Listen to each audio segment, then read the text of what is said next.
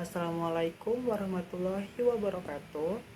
Halo semuanya, perkenalkan saya Afif Pramudia Ramanda, NPM 23412024 dari Program Studi Akuntansi.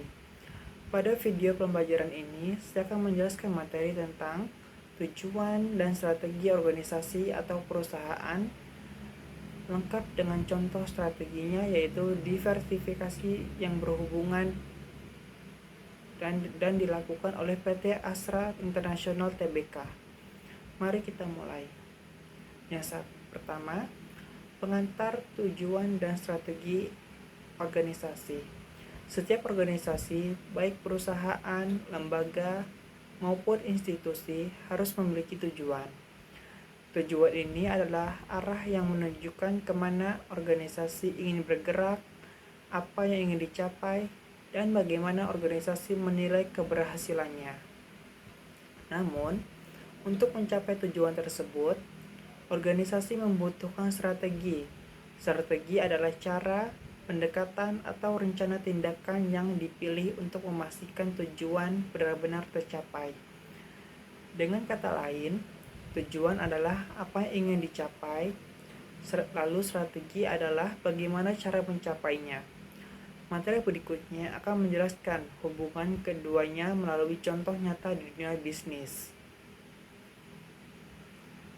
Pengertian tujuan organisasi. Tujuan organisasi biasanya terbagi menjadi dua jenis, yaitu tujuan jangka panjang dan jangka pendek. Yang pertama saya akan menjelaskan tujuan jangka pendek. Biasanya itu dicapai dalam periode 1 tahun atau kurang. Contohnya itu kayak tujuan peningkatan penjualan bulanan atau efisiensi biaya operasional dan peningkatan kepuasan pelanggan. Yang kedua itu ada tujuan jangka panjang.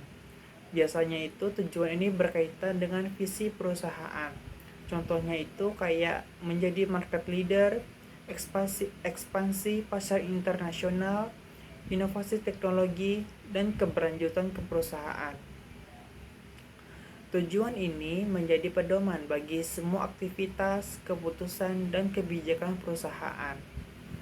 Ketiga, ada pengertian strategi organisasi.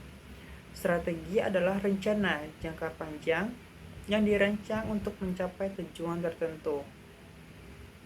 Strategi biasanya mempertimbangkan yang pertama itu ada kondisi pasar, kedua pesaing, ketiga kekuatan dan kelemahan perusahaan, keempat peluang dan ancaman. Beberapa contoh strategi umum dalam bisnis yaitu yang pertama ada diferensiasi atau membedakan produk dari pesaing. Yang kedua itu ada cost leadership, menjadi perusahaan biaya terendah. Ketiga itu ada fokus pasar atau menargetkan segmen tertentu. Yang keempat itu ada diversifikasi atau memperluas lini bisnis. Salah satu strategi yang ada di dalam materi ini adalah strategi diversifikasi berhubungan yang akan kita bahas dalam studi kasus berikut.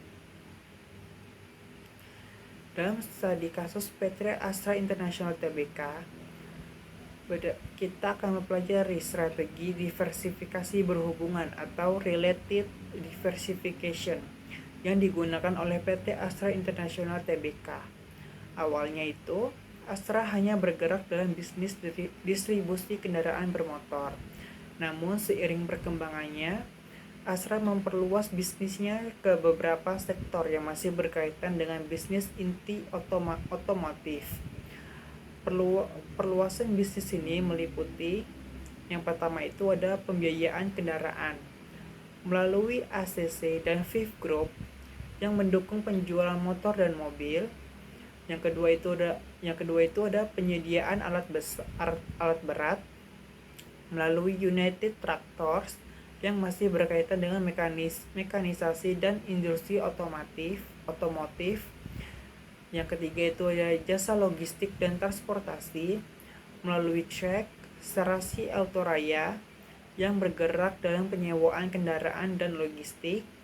Keempat, teknologi digital melalui Astra Digital yang memperkuat layanan otomotif berbasis teknologi. Strategi ini membantu Astra memperkuat posisi dalam industri otomotif sekaligus menciptakan ekosistem bisnis yang saling mendukung. Mengapa ini disebut diversifikasi berhubungan? Diversifikasi berhubungan berarti perusahaan memperluas usaha ke sektor lain yang masih relevan atau terkait dengan bisnis inti. Dalam kasus Astra, semua bisnis di atas masih mendukung industri otomotif.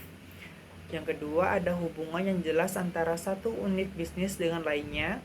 Ketiga, setiap bisnis memberikan nilai tambah bagi unit lain. Contohnya itu kayak pembiayaan kendaraan, membantu penjualan mobil atau motor.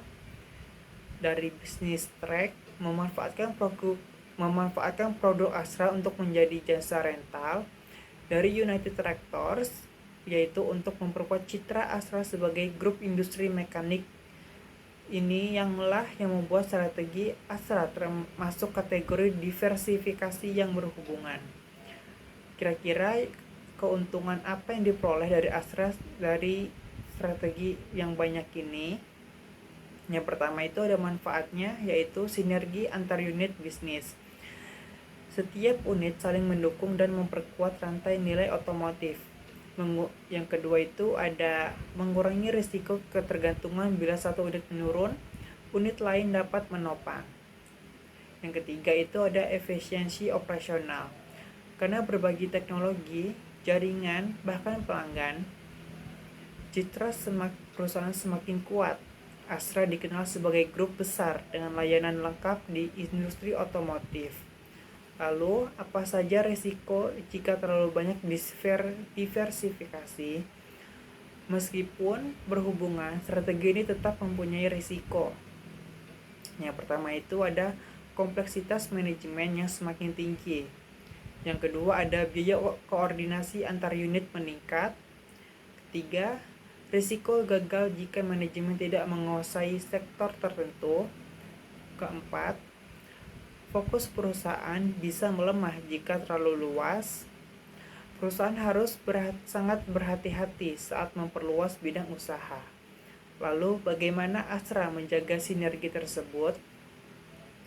Untuk menjaga sinergi tetap efektif, Astra harus memiliki yang pertama itu visi dan tujuan yang sama di semua unit.